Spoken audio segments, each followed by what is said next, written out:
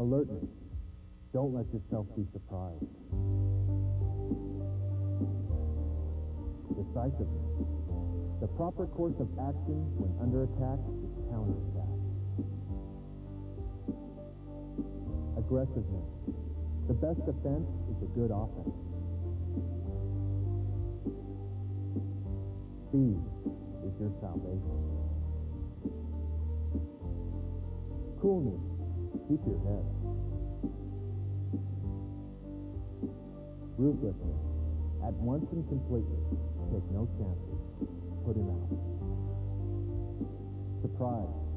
May he never choose you, but if he does, surprise him. Quad Productions presents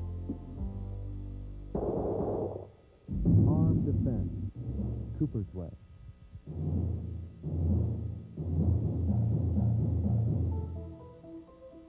Colonel Jeff Cooper is the world-renowned senior master and teacher of armed personal defense and perfected the modern technique of the pistol. His students are distinguished for their technical skills and mental preparation. And Cooper's training has paid off in countless police, military, and civilian situations.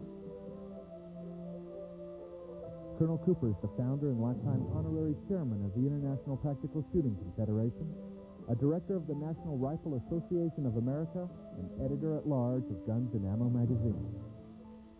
And now, Armed Defense, Cooper's Way.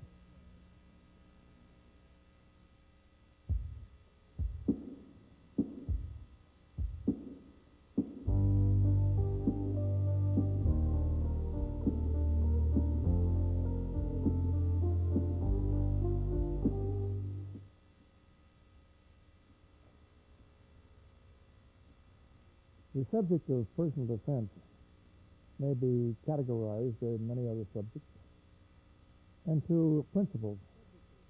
There are 7 principles of personal defense, and I would put them on a blackboard for you, except that the booklet is available. If you want it, we can provide it to you. But these principles are immutable. They do not change. That's one of the important things about a principle, is that it does not change. I wrote these things down many years ago when I was working in Central America for people to use in order to establish a way of life, because the principles do not change, and I thought I would get them down right the first time. Then I let this thing drop for many years, and it was the subject was reopened again by a publisher who wanted to know if I wanted to reproduce the book. So I went back to it and looked it over to see if I would change anything.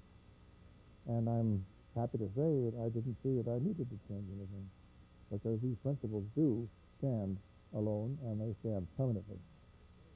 Let's consider then, one by one, the principles of personal defense. The first principle of personal defense is alertness. Alertness. You cannot solve a problem if you don't know you have it. You have to be aware. You have to keep your eyes open, and you have to understand that life is difficult, life is dangerous, and all over the world at all times there are situations which you cannot expect. But you must not be surprised if things like that turn up. There's an old Shoshone expression. I don't know how to say it in Shoshone, but in a sort of a rough translation in English, it comes out, over here, over there, everywhere, yesterday, today, always. Bad people there are. Hate you they do. Kill you they will. Watch out, you better. Now, there are those who say that if you take that viewpoint, that you are being, quote, paranoid, unquote.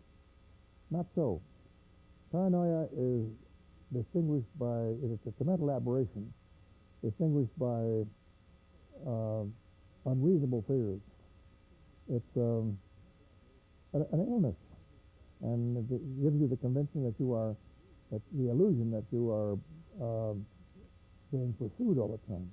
Delusions are both grandeur and persecution, but we are not talking about delusions. We're talking about the world as it exists today.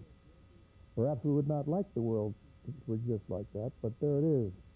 And we do need to be aware of the fact that there are people who are out to get you, not because you're you, but because they're out to get anyone. You don't have to have enemies. You simply have to be there and be alive and in possession of $5. It's a sad thing to say, but our big cities especially, and throughout the world, there are people who will kill you for a small amount of money.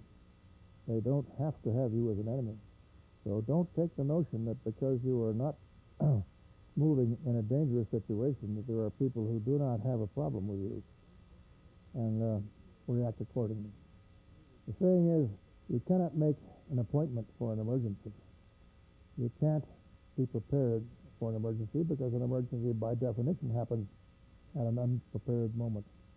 So the first principle of personal defense is alertness, always alertness.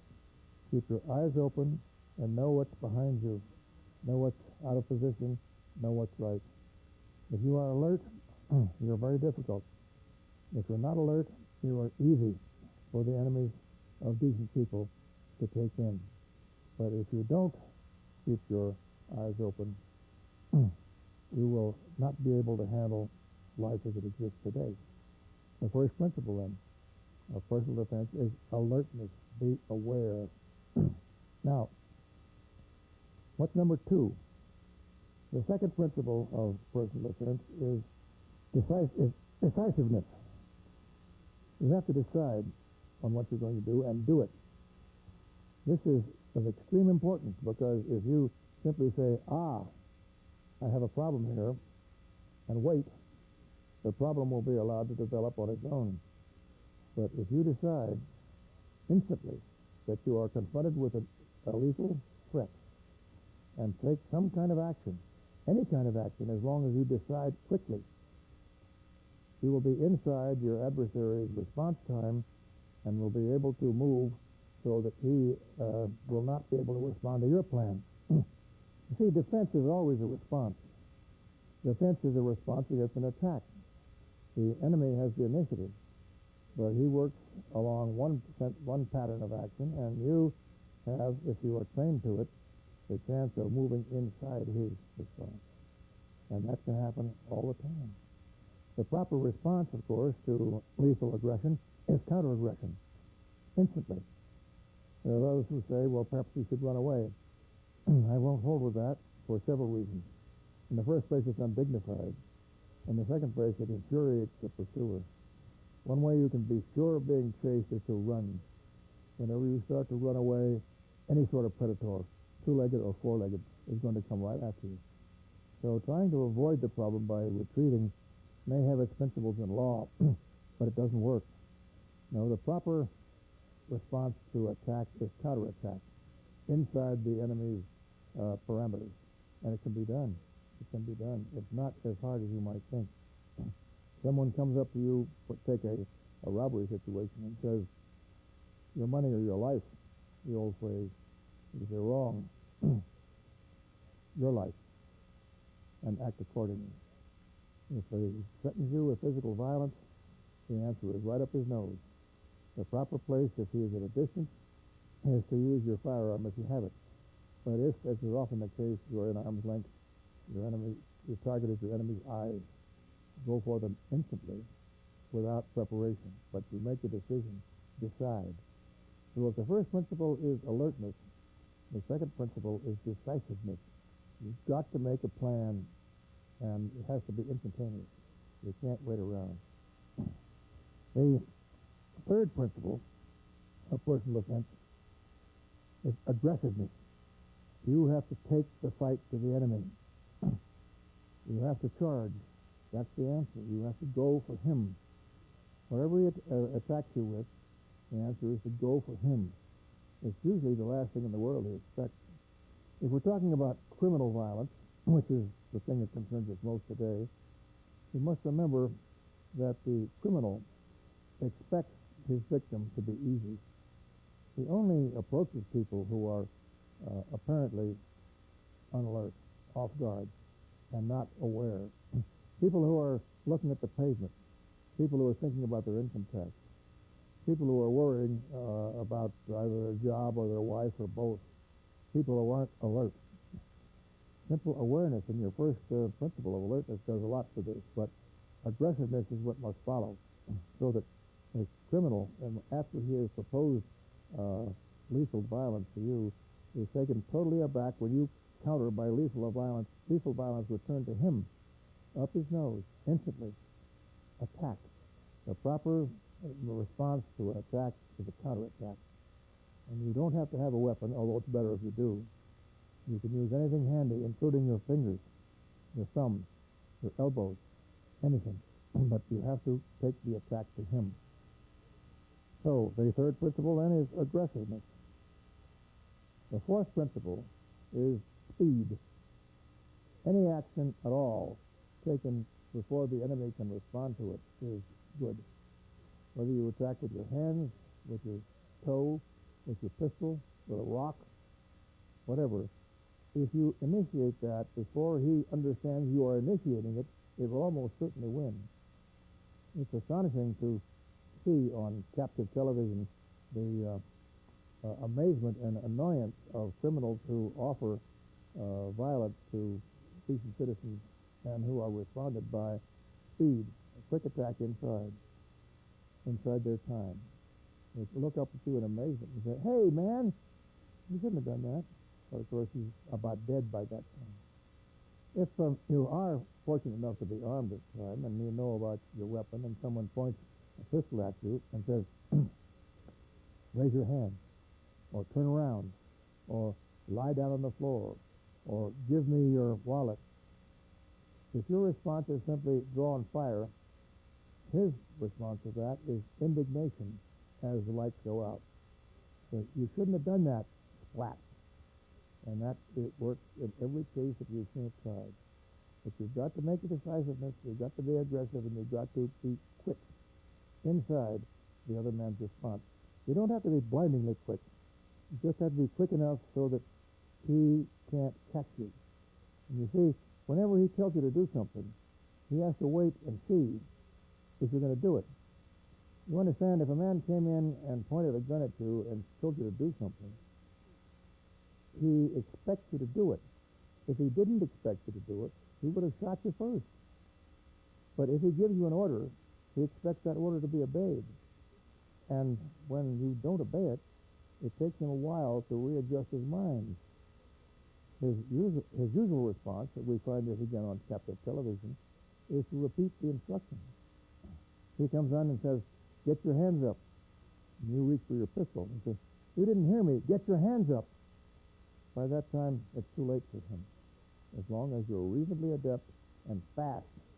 But the important thing here is speed. Just the other day, I was told by someone who was apologizing for a woman who failed to react when she was accosted in a parking lot, was that this woman, this victim, was frozen with terror. My only answer should be that is not an excuse. Being frozen with fear, being frozen with terror is an unacceptable attitude. Fear is a bad word, and you can't let it dominate you. You can't take it to that. You have to say, "I am not afraid because I know what to do, and I'm going to do it, and I've done it by now." So speed is your principle. The next principle is coolness. You've got to keep calm. This is more important if you are armed than if you're not. Because when you shoot for serious purposes, you have to concentrate on the things which are necessary. You can't just point and grab. Now, a lot of people do that, and a lot of people fail trying. Coolness will keep your mind on the principles you have learned in combat, in your shooting practice. You remember that when the lights go on, there are only two things that you have to think about: the front sight and the surprise break. But to do that, you have to remain cool. You can't get shattered. You can't worry about whether it's going to hurt, whether you are legally in the right, whether you are going to win. You have to think about two things only: that thing on the front of your weapon, the front sight, and then the surprise break that drops the hammer at an instant that you're not entirely in charge of. You can't snap and grab. You see, front sight surprise, and you win every time. The next principle we can take is ruthlessness. This bothers some people because ruthlessness sounds cruel. Perhaps it is, but bear in mind that you cannot strike your enemy a light blow. Don't take the notion that if you hurt him, it'll make him mad. He's already mad. As Machiavelli put it, never do your enemy a minor injury. If you have decided that you have to shoot to save your life, or to attack with your hands to save your life, don't do it lightly. Don't slap him and hope that he will change his mind. Put everything you've got into the force of your blows. Don't worry about being just strong enough. Go all the way, as far as you can, with all the muscle, all the power, all the force that you can muster. If you decide to be cool about this, if you decide, not cool is the wrong word, if you decide to be sensitive about this, or caring, and worry about whether what you do to this jet is going to mess up his complexion, you're going to lose. You cannot do that. You have to strike as hard as you can and be aware of what you're doing. The last principle I should point out here, I suppose, is a very simple one. We know it from all of our experiences of reading both history and current events, is surprise. The idea is to surprise your aggressor by an action which he could not possibly have expected. I've already touched upon that in a sense by saying that if you move quickly, you'll move inside his response time. But it's interesting to note how surprised he can get. When you draw and fire, and he has told you to lie down on the floor, he is absolutely flabbergasted, and you don't have to worry about missing or anything. He's going to sit there with a blank look on his face while you do him in. And that is the way we want to do this. We want to surprise the aggressors who prey upon society. If they were frequently surprised like that in their predation, which you see on parking lots and in back streets and even on residential suburban lawns, they have to be surprised by the fact that their victim is not a victim. Their victim is their problem. The victims of all these nasty crimes that you see are usually part of the problem. They give up. They don't fight back. They don't know what to do. They've never thought about it. So when they do take the right action, it's a terrible surprise to the aggressor, and it may be the last thing that he ever is aware of. His last thought is one of astonishment. And that is the way we'd like it to come out. Remember, these people have no right to prey upon you. They have no right to attack society. They have no business threatening you with death or serious injury if you don't comply. They have no right to this. They don't deserve your consideration. If you catch them by surprise, you'll see how well it turns out.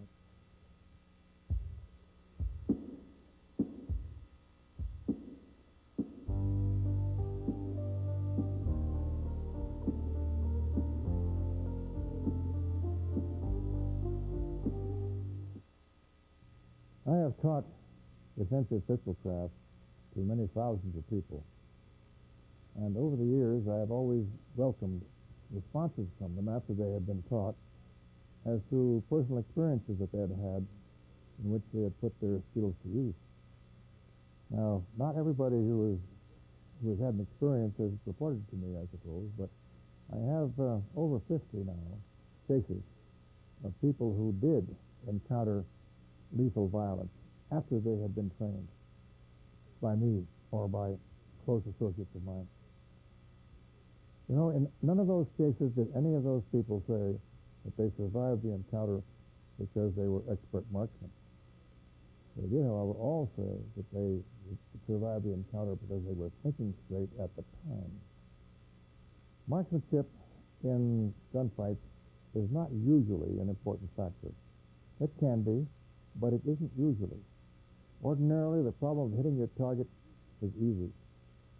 By about the end of the second day in a regular 6-day course, most students are able to be sure of placing a lethal hit on a deadly adversary at conversational distances. And of course, you pretty much have to be at a conversational distance or you won't know that you have a problem. So, what this leads us to understand is that marksmanship is important. You can't have confidence unless you are a good shot. But you don't have to be the best marksman in the world. You just have to be adequate.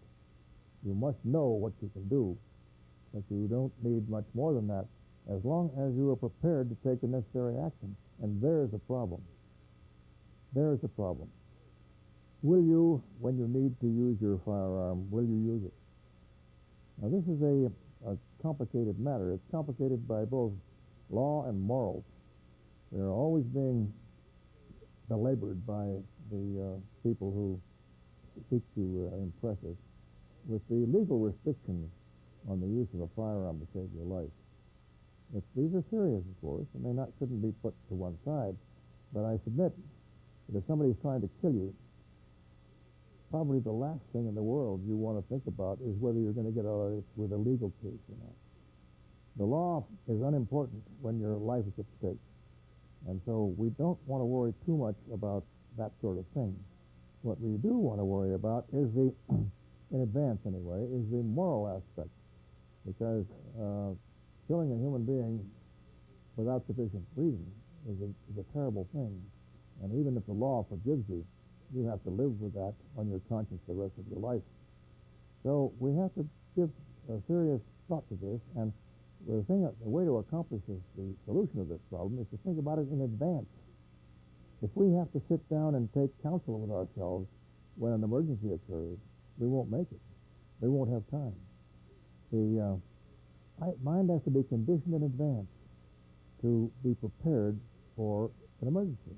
We have to be ready to confront this unexpected and unlikely situation. Very few people do have to shoot to save their lives. Very few.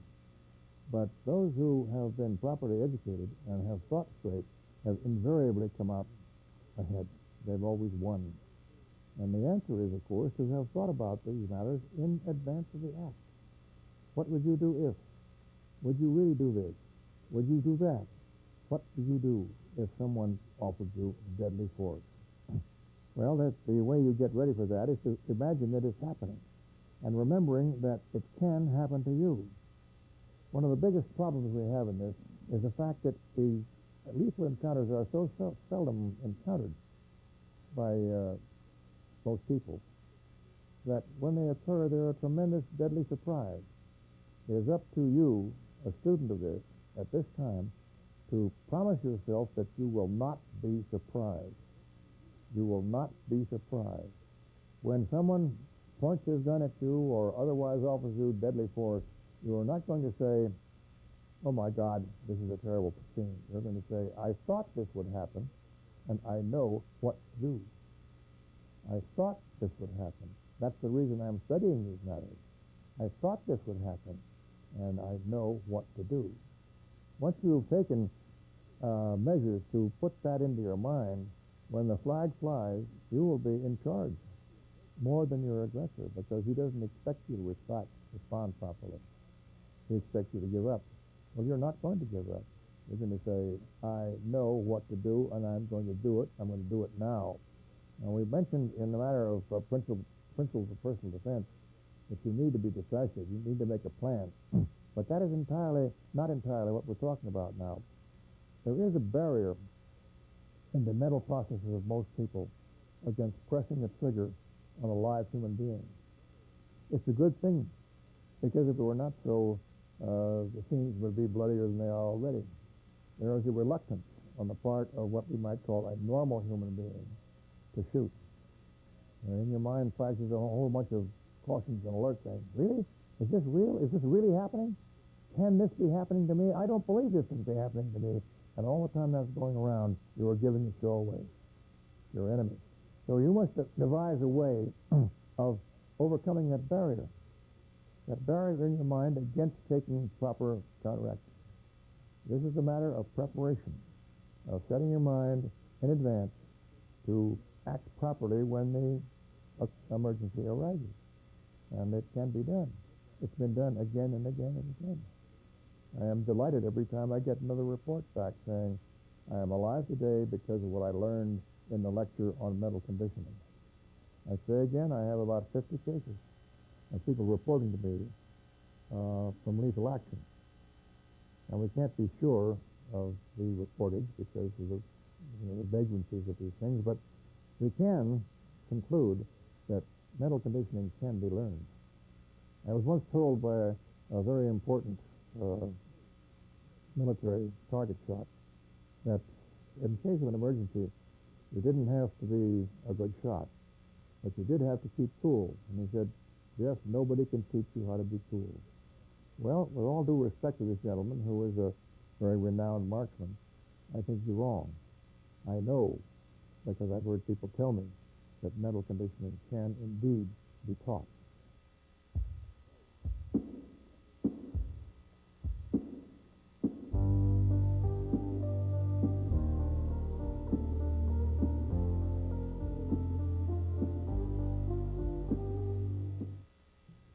Now, once you have accepted the fact that lethal violence can be your part, the next step is to decide just what sort of action you are going to take. Now, to overcome this barrier, we have devised a color code which will tell you how to set your mind in blocks rather than in indefinite graduation. It has been borrowed a lot, and it has been broadcast a lot, and it has frequently been misunderstood. I have resisted publishing the color code to a certain extent because it's a deadly weapon, and it probably shouldn't be everybody's bit. But I can't do anything about the fact that it's already out there, so I think maybe it would be all right if I went ahead and tried to convey it. Among other things, I have discovered so many people who can't seem to grasp it that maybe it can't be grasped by the kind of people that shouldn't have it. I'm getting a little abstract here, but the fact remains that I have taught this for a long time, and I continually read and hear of people who said, well, we were in such and such when they weren't anything of the kind. They didn't listen to what was being said.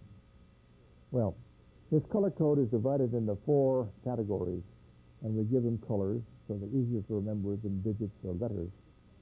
The first condition in which we will discuss is condition white.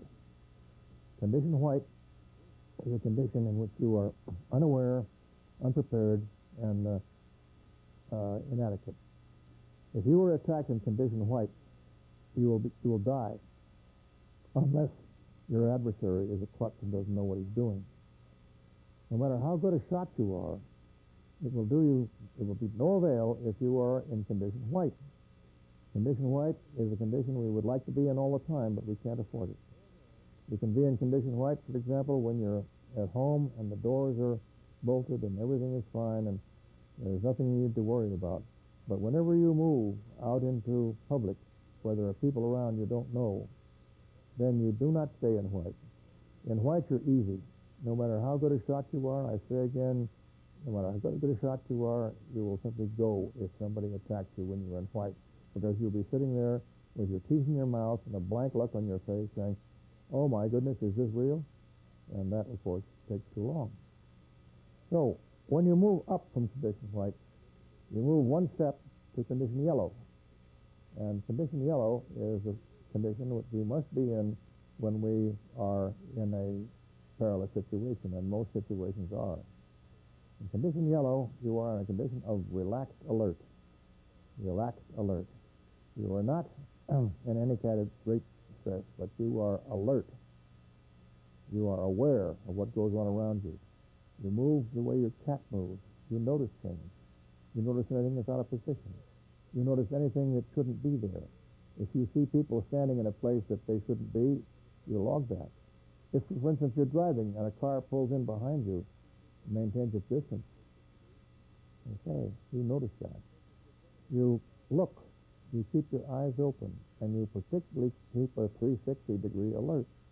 That is to say, you have to know what's behind you. Most of the goblins in the world, 4-legged or 2-legged, prefer to attack from behind. So remember that your rear view is your most important cue. Keep your eyes open and notice.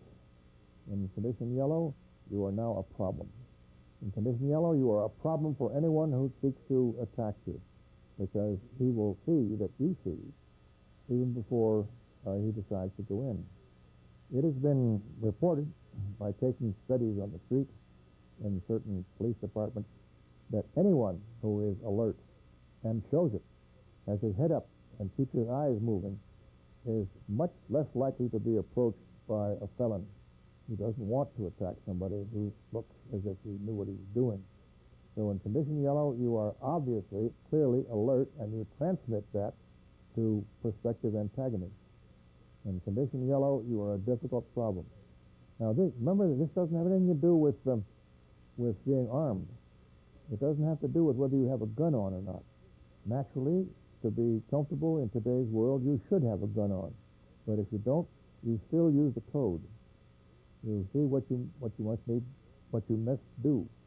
In condition yellow, you are not going to be surprised. Under no circumstances, no matter what happens to you, are you going to be surprised, because you are prepared for that.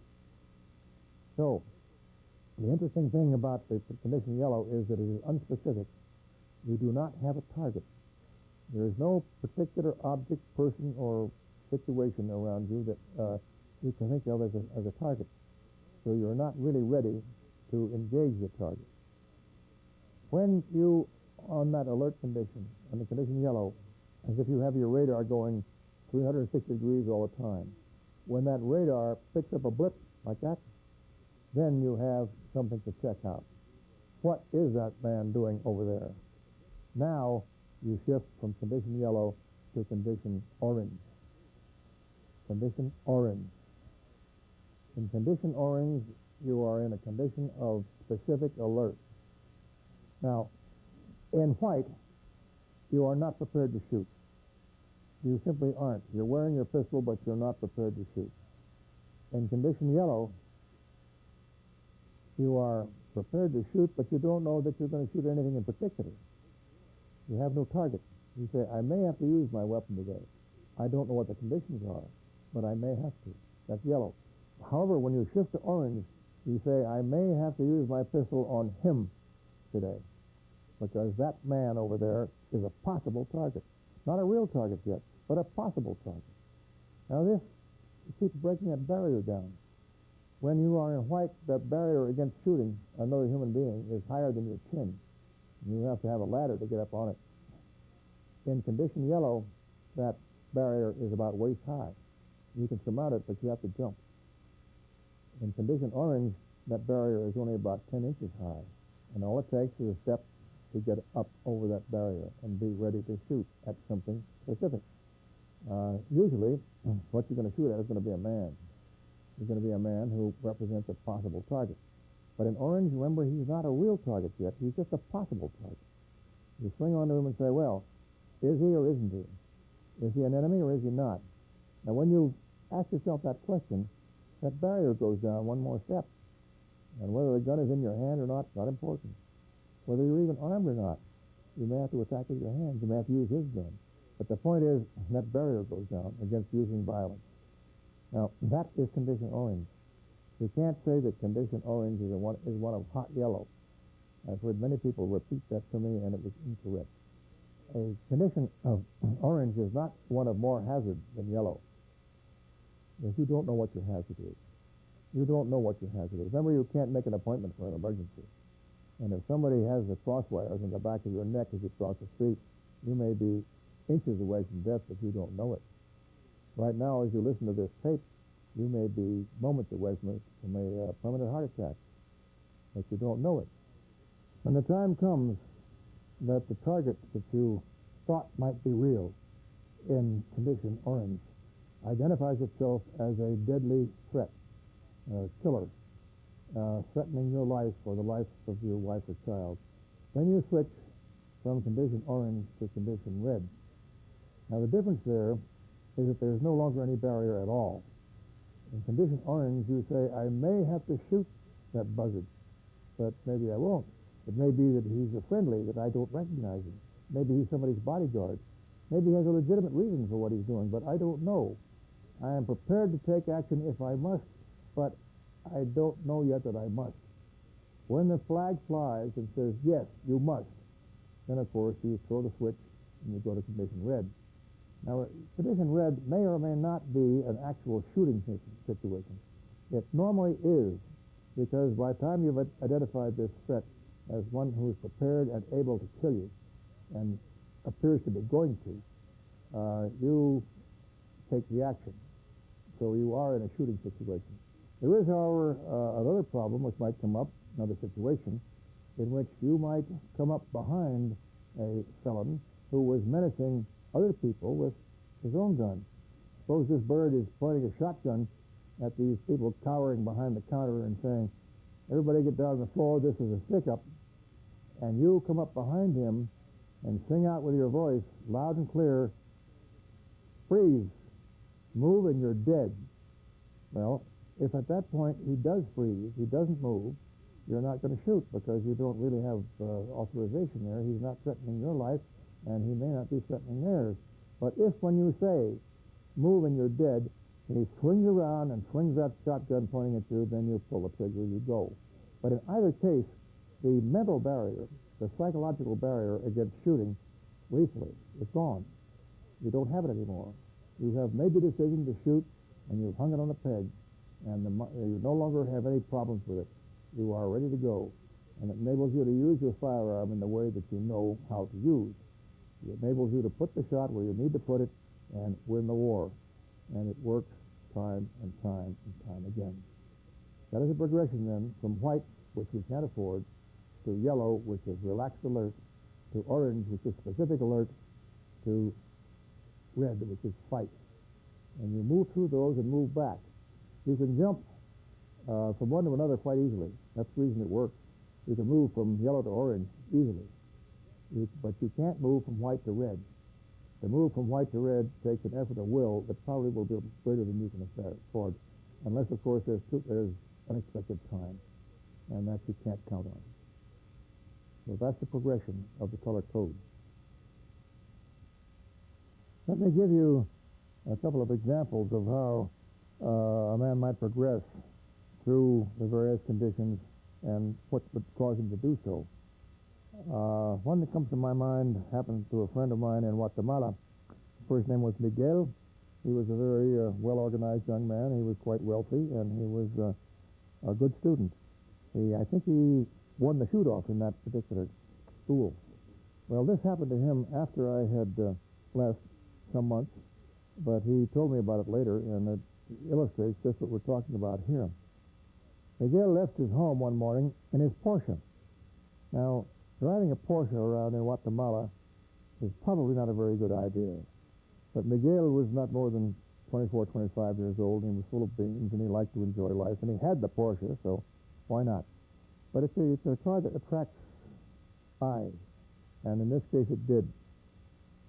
He was driving his way down the main drag in his Porsche, and of course, as he should be, he was watching astern.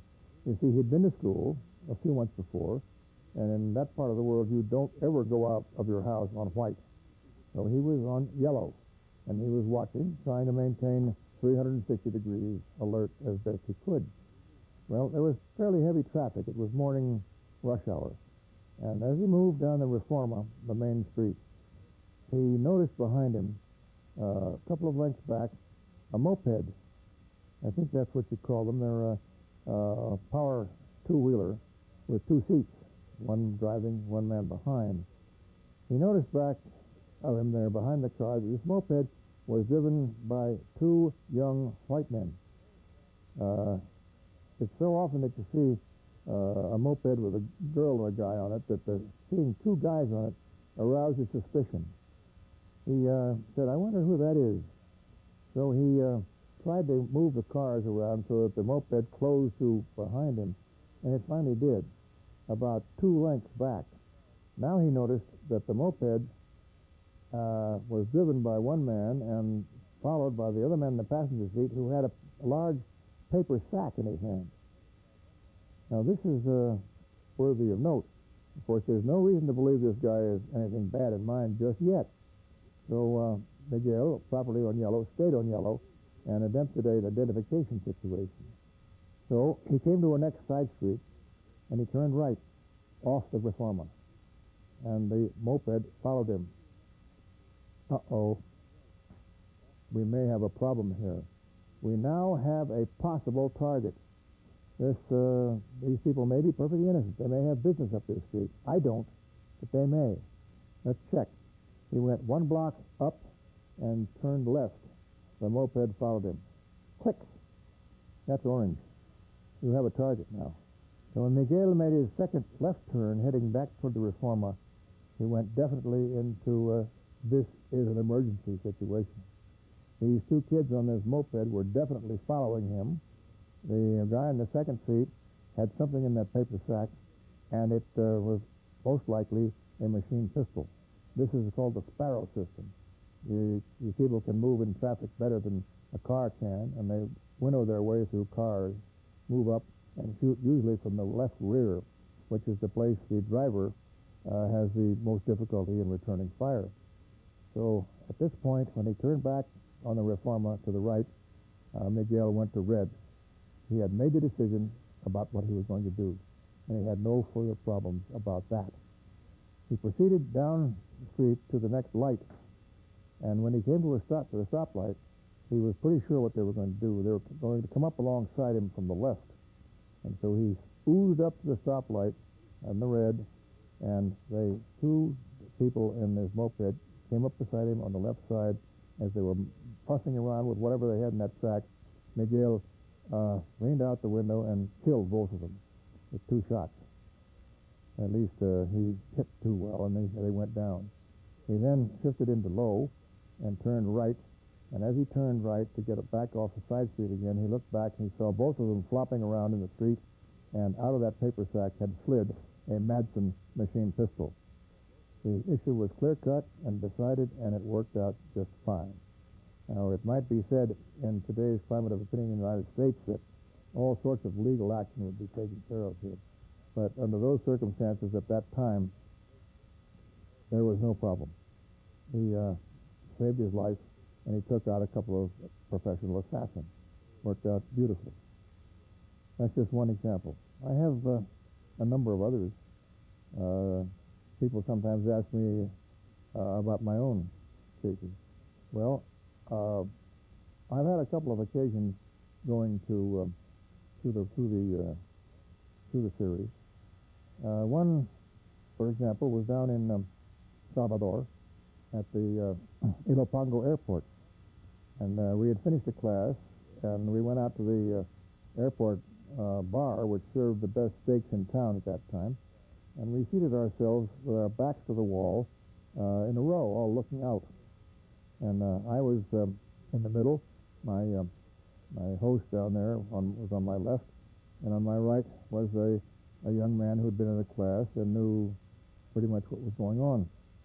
Well, at this time, through the door, there came the chief of the Air Force. Now, the chief of the Salvadoreño Air Force at the time was a real jewel. He was a coward, a communist, and a lush all rolled up into one. He was accompanied, he was in civilian clothes, but he was accompanied by 2 assistants, each of whom had a machine pistol slung over his shoulder. Now, this gent turned and zeroed in on my host, who was sitting on my left, and immediately began making himself obnoxious. He was pretty drunk. Now, my host on my left was a man of some consequence, and it had to do with the Air Force procurement and so on. And so the general came weaving over to the table, spouting out various types of unpleasant sounds. Well, how are we going to do this? We were all sitting in a row. Each of us, of course, was armed. This is Salvador. You're going to be in yellow. You'd be in yellow if we were in New York if you could. But we were all armed, and we were all yellow. Well, as the general came stumbling forward, I decided that we had a problem here. We had this man, whom I vaguely knew about, and we had his 2 bodyguards armed with automatic weapons slung over their shoulders. What are we going to do about this? Well, I knew pretty well what could happen if all of our people went to work at once. They could take care of this party if necessary. but I was sure hoping it wouldn't be necessary. Because if you shoot the chief of the Air Force, you know, you're getting all kinds of difficulties, passports and arguments and all that sort of thing. However, when the men approached us, I shifted to Orange, because here we have a possible problem. And he finally came up and stopped in front of my host and started cursing him up and down as a dirty gringo, and who was going to be wiped out as soon as the party got really organized. At this point, I went to Red, but not shooting Red. I went to a situation where I would have no further problem about shooting if he reached for his little pistol, because I saw inside his coat the little nickel-plated, pearl-handled automatic pistol he had. I decided if he reached for that gun, he was dead, and my friends could take care of the two bodyguards before they could unhook those machine pistols. But he didn't. He didn't reach for the gun. And the situation sort of simmered back down again until he turned with a final curse and walked away with his back to us. Of course, I immediately shifted back from into orange and then back into yellow. So that's a situation of going all the way to red but not shooting. That can happen. And it happened to me again in Bogota not too long ago. On this occasion, I had been in the office of my host, Ernesto, and he and I left his office, which was set some back from the street. There was a walkway, I would say maybe 5 or 6 paces from the steps to the sidewalk. Then there was a street, and on the other side of the street was an embankment protecting a park. And this embankment was made of brick, and it was about waist high, and on top of it, the shrubbery was heavy, rather a hedge. And this hedge was impenetrable to the eye. It was just solid vegetation from waist high up. From waist down, it was brick. Now, standing across the street with their backs to that hedge were 2 young men. And there was no reason for them to be there. This is a work day, and everybody on that street on both sides was going somewhere.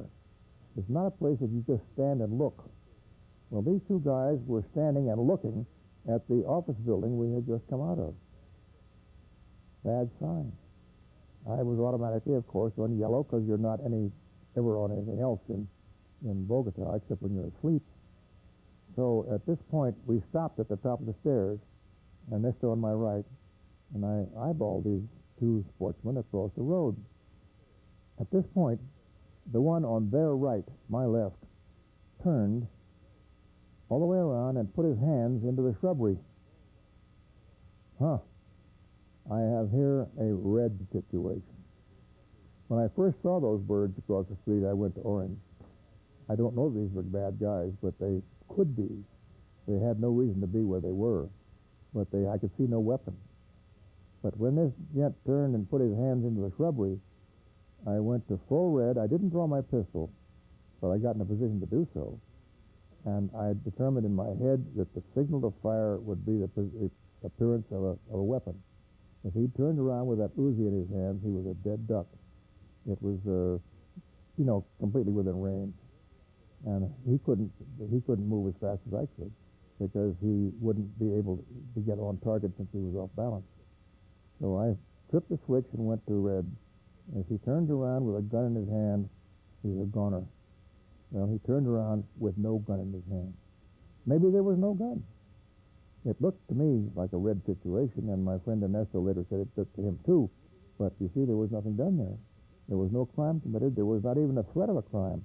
And yet I was all the way up on the step ready to go. But obviously, I didn't shoot because there wasn't any reason to at that point.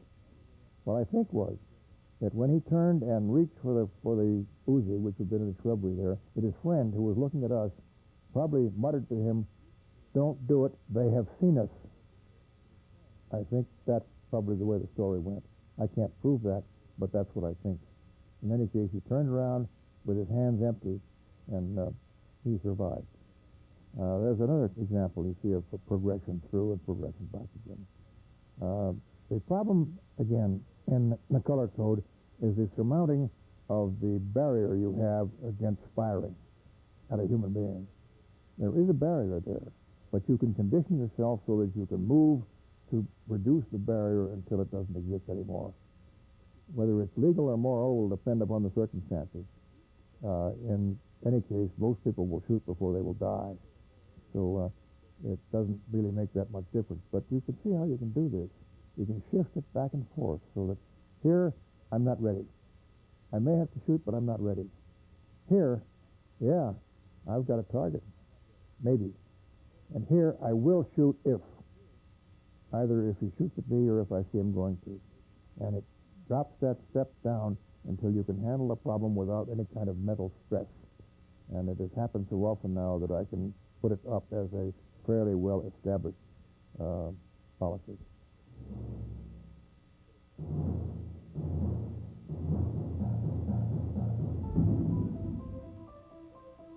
What you have seen should be put to immediate use. You have been told and shown how to understand your own personal liberty, which is involved in your personal ownership of weapons. If you do not put this to use, the loss of your liberty will be on your own head.